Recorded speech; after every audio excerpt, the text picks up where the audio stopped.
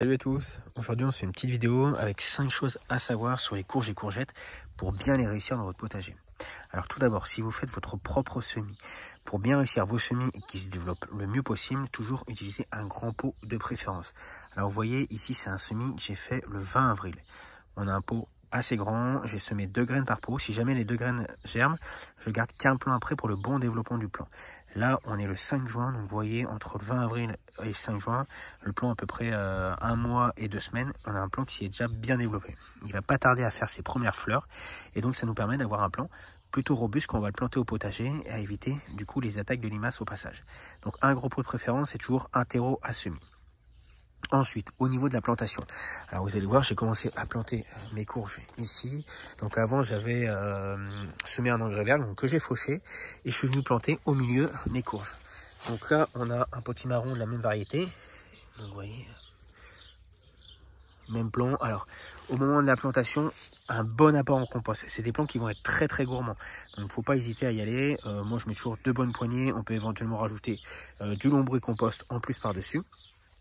Et ensuite, un bon arrosage. Là, je mets à peu près 3-4 litres au moment de la plantation. Et surtout, respecter une bonne distance entre chaque plant. Parce que vous voyez là, les plants, ils font 70-80 cm, mais c'est vraiment très petit, sachant que, pour vous donner un exemple, l'année dernière, les plants ils sont allés jusqu'à là-bas. Donc j'avais des plants qui faisaient 4-5 mètres, donc ça va vraiment s'étaler. Et entre chaque plant, je mets à peu près 1 mètre de distance pour qu'ils puissent bien venir puiser les nutriments et qui voilà, qui se gênent pas entre eux. Si vous les plantez trop serrés, bah voilà, ils vont avoir tendance à rester assez petits et à avoir du mal au niveau du développement des fruits. Donc, par contre, ce qui est bien, c'est d'en mettre plusieurs pas trop loin, comme ça quand on va avoir la pollinisation, justement on va venir sur le sujet de la floraison, et ben les plants auront plus de fleurs mâles et femelles ouvertes en même temps, ce qui facilitera la pollinisation de vos fruits. Donc là on a regardé un petit peu comment ça se passait pour les courges, mais c'est exactement la même chose pour les courgettes et je vais vous montrer parce qu'on en a justement qui sont en fleurs. Alors, presque en fleurs. Du coup, alors, 2 petites infos sur la floraison.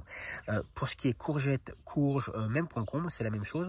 On va avoir 2 types de fleurs. On va avoir les fleurs femelles.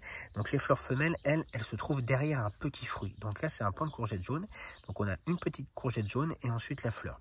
Si jamais c'est un plant de concombre ou un plant de courge, vous allez avoir un petit concombre et ensuite la fleur femelle. Et ça va être la même chose pour les petites courges. Donc, une petite courge ou une butternut, par exemple, et derrière la petite fleur femelle. Donc ça c'est la fleur femelle et les fleurs mâles, elles vont se différencier.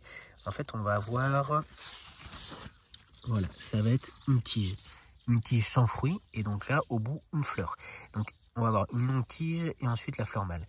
Donc ça c'est la différence entre les 2 types de fleurs. Et là c'est là qu'on va en fait voir pourquoi il est intéressant d'avoir des fleurs mâles et femelles ouvertes en même temps, sachant que les fleurs s'ouvrent généralement le matin entre 8 h et midi. Elles vont être ouvertes, elles vont s'ouvrir pendant à peu près 4 heures.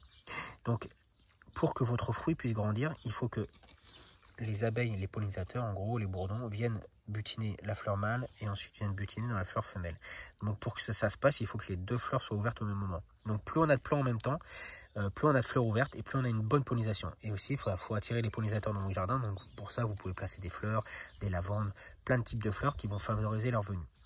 Si la pollinisation se fait, à ce moment-là, le fruit va continuer à pousser et grandir jusqu'à la récolte. Si jamais il n'y a pas de pollinisation, en fait, le fruit, la fleur va tomber, le fruit va pourrir et va avorter. Donc, ce qui peut arriver, souvent au début sur les jeunes plants, ça peut arriver si par exemple on peut avoir que des fleurs femelles, enfin que des petits fruits et des fleurs femelles au départ, et pas de fleurs mâles, ce qui fait que voilà, on va avoir pas mal de pertes de fruits qui vont avorter. Mais c'est pas trop grave, ça arrive souvent sur les plants. À l'inverse des plants de courge, on va souvent avoir des fleurs mâles au début et les fleurs femelles vont arriver plus tardivement, en général 3-4 semaines après les fleurs mâles. Donc il ne faut pas s'inquiéter si ça arrive chez vous aussi. Ça c'était pour la partie floraison, j'espère que j'étais à peu près clair. Mais en tout cas voilà, il faut bien distinguer fleurs mâles et fleurs femelles. Et surtout, pour une bonne pollinisation, il faut que voilà, les pollinisateurs viennent butiner une fleur mâle et une fleur femelle. Si jamais vous êtes en manque de pollinisateurs, vous pouvez aussi très bien venir avec un pinceau, frotter la fleur mâle et la fleur femelle pour faire la pollinisation vous-même.